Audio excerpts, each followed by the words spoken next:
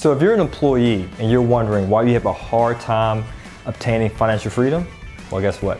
You found the right place. Hey, Daniel, you know what to do.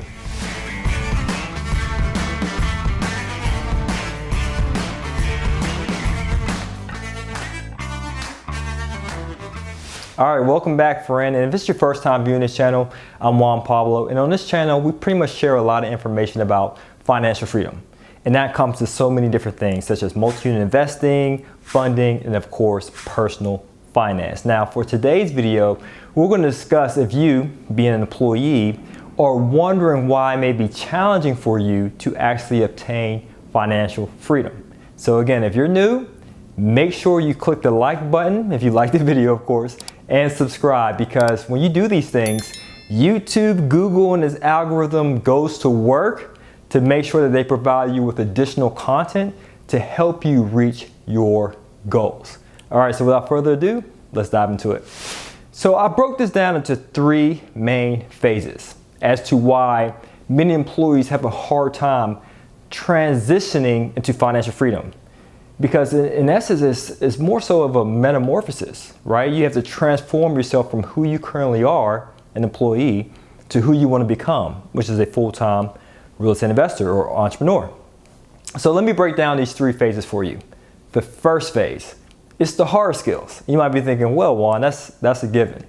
I get it. I might not understand how to analyze a deal, reading the spreadsheet, or how to analyze P&Ls, profit and loss statements, to see if this is a multi-unit property that I should actually lock down, put on a contract. And speaking of contracts, sure, I don't know how to draft up a contract and understand what contingencies I should put in place just in case I have to back out. I get that, Juan. You're not sharing anything new. But to be quite honest with you, you have to learn the hard skill sets.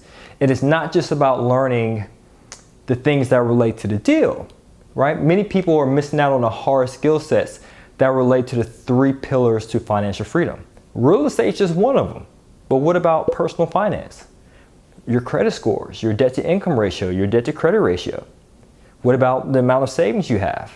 What about these things? Because these things do play a part. So sure, if you're doing commercial mortgages, you're doing multifamily properties, little to no emphasis is used in regard to seeing if you as the borrower qualifies for this mortgage, but they still may want to take a look and take a look at your personal financial statement.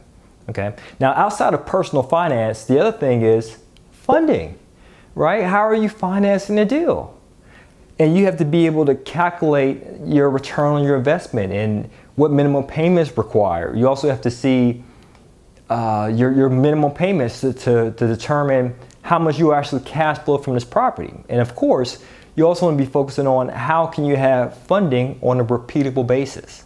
Okay, so that's what I mean by the hard skills. Knowing the hard skills of real estate investing, especially if you want to do multi-units, because it's the fastest way to financial freedom, by the way. So the hard skills of real estate investing, personal finance, which includes credit, and of course, funding. So that's the first thing. And by the way, I have a video below that lets you know about how to break down your POW formula, right, to break down the numbers so you can actually calculate how much passive income you need to quit your day job. Just check the link below in the description to learn more. All right, now let's bring me to the second thing that we have to discuss here, okay? As to what's holding you back from transitioning from an employee to entrepreneur. The second thing is the soft skills, okay? Now, these are things that translate into any business, right? Not necessarily just real estate investing, but just any business in general. So even though you acquire, let's say, the hard skills, you know how to analyze deals, you know how to work the numbers, you know how to find a great deal, you're great at sourcing deals. Let's say you have all the hard skills down pat. Now what about the soft skills, such as negotiations? With any business, with any real estate property, you got to know a tour thing about negotiations. And I do have a few recommendations below as well. Book recommendations that I think will be helpful for you. Now, I've read these books and they helped me out a ton in regard to business as well as real estate investing. So outside of negotiations, you also have to know other soft skills such as sales. Real estate is a business, and every business person, every CEO, every entrepreneur needs to know sales. You might be thinking, well, who am I selling in particular? Well, if you're having a limited partnership, you have partners, You got to sell them on the idea of partnering with you. You have to sell them on the idea of trading their hard-earned cash for equity. And they might not be open to the idea. They might be comfortable with letting their money sit in their retirement accounts or in the stock market. And it could be risky to pull out that cash and give it to you, or invest with you, I should say, on a multi-unit property. So it does require some sales skills. And you also have to sell the seller, right? Let's say you're negotiating seller financing. Let's say you're negotiating any other forms of creative financing. You have to sell the seller to accept that. And last, you have to sell the deal finder, let's say a real estate agent, to work with you. And let's say you're working with a rock star real estate agent who has a ton of investors, they receive a ton of leads, they pretty much have a lot of listings under their belt. Why would they work with you? Why not give this sweet deal to one of their back pocket investors, an investor they have in their back pocket, and just give them pocket listings? Why invest with you? So learning sales is integral towards your success of transforming from an employee to an entrepreneur, a real estate entrepreneur. Here's some other soft skills that will definitely help you as well. You got to know management, right? It's not just people management. Of course, that's important because you do have to manage teams. You have to manage your property manager, general contractor, your partners if you have partners. So management is important. So you got to know that skill, but there's other forms of management that are integral to your success as well, such as time management. And just think about it. Let's say you're an employee now, you're working 9 to 5.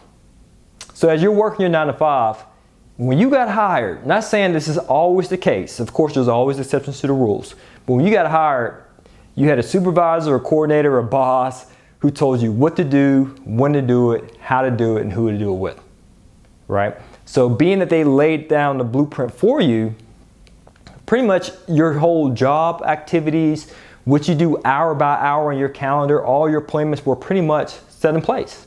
Of course, you may have some autonomy over your schedule. You might be a professional, which you can create your own appointments and have flexibility in your schedule. I'm just saying, in general, right? Someone pretty much paved the way or showed you a thing or two in regard to managing your time. But just keep this in mind. When you're investing in real estate, for some of you, while you still have your 9 to 5, you may be doing this in your spare time. So while you're investing in real estate in your spare time, time management is even more important, because not only do you have to manage your time at your 9 to 5, but you also have to manage your spare time wisely to make yourself wealthy. And I fell into that issue personally, where I'm working my 9 to 5, I'm doing my activities, I'm doing pretty good at my day job.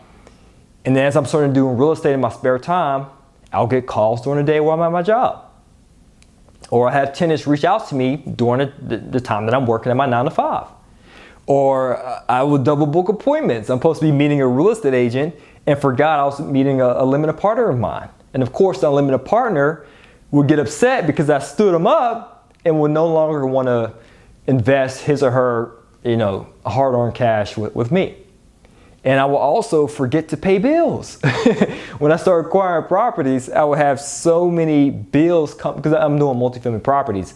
So with multifamily, there's no such thing as servicing in regard to mortgage lending. Like when you do a residential mortgage, let's say you got a residential mortgage with Bank of America. They would typically collect payment, not just for your mortgage payment, but also for taxes and insurance. But when you do commercial mortgages, these commercial mortgage companies, these banks, they don't do any servicing. So I have to pay each different vendor separately. I got to pay the county tax, the school tax, and the local municipality tax, the library tax. That's 4 taxes right there that I got to send a check out to.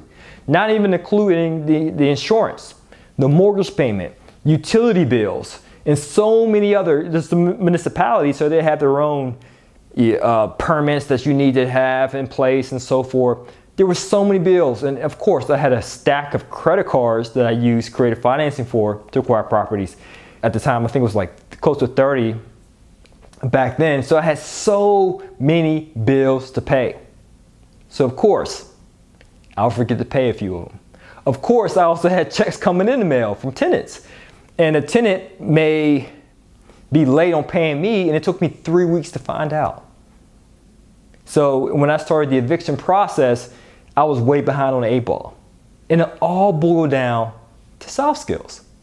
I lacked people management, I lacked time management, and you probably guessed it too, based upon all the things I just shared with you. I also lacked project management.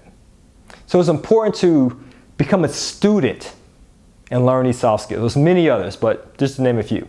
Now, the third thing that may be preventing you from transitioning from an employee to an entrepreneur is this right here. You know I'm big on that, the mindset. Why? Because the mindset trumps the skill set. And oftentimes, many employees have a hard time becoming a full-time entrepreneur because they fail to let go of the employee mindset. As I shared earlier, right? It's a metamorphosis. Let's take a caterpillar and a butterfly, for example. The caterpillar has to shed its outer skin to emerge into a new beautiful insect, right? A butterfly. So that way it can soar to new heights. So what you have to do, just to make that analogous to what I'm sharing with you today, you have to shed your own mindset of an employee. As I stated a few moments ago, employees,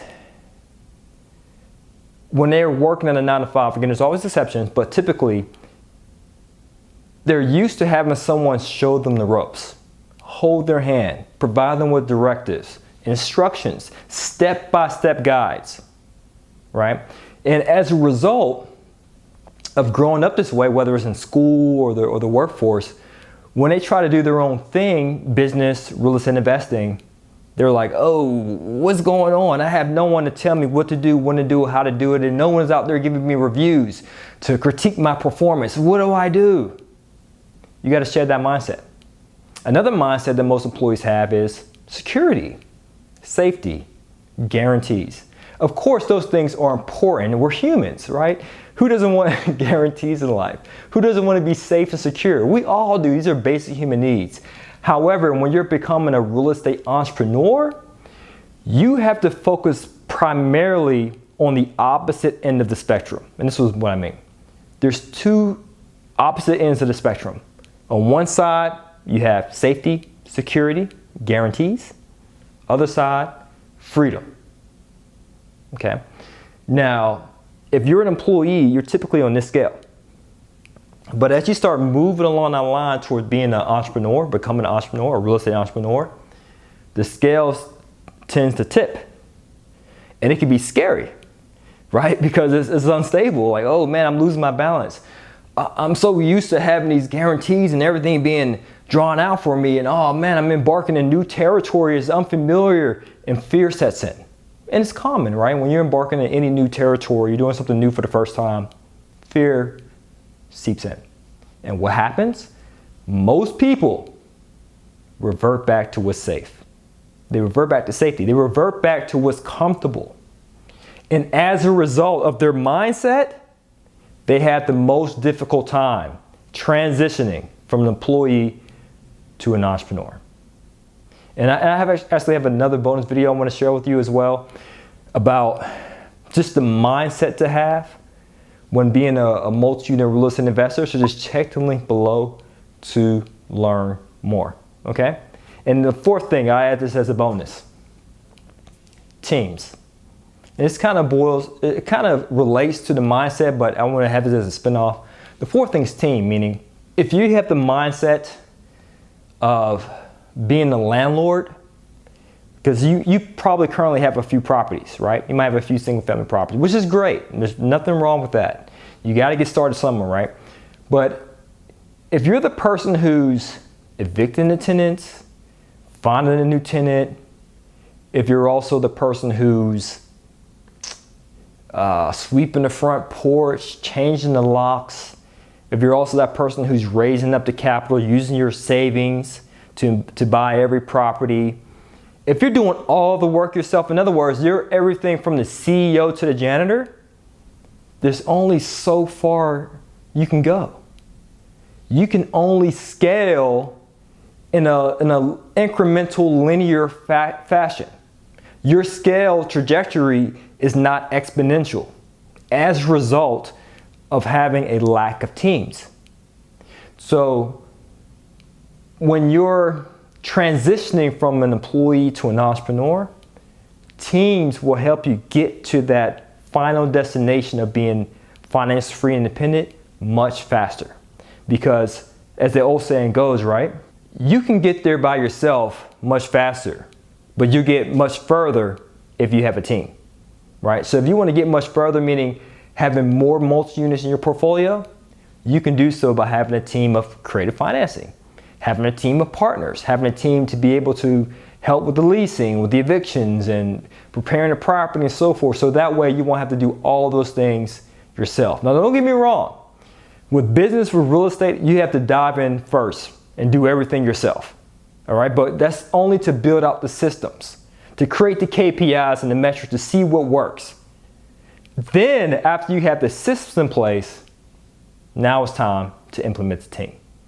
All right, guys, so if you're interested in learning more about multi-unit investing, and if you're interested in learning more about how to build your own team, have creative financing partners, check the links below. As I share, we have links below in the description with recommended videos as well as free training. All right, and just take a look at our ads. We're showing ads because we want to be able to provide you with additional training. So make sure you watch our ads. All right, guys, as always, this is to your success. Continue to earn passively, live passionately. Peace.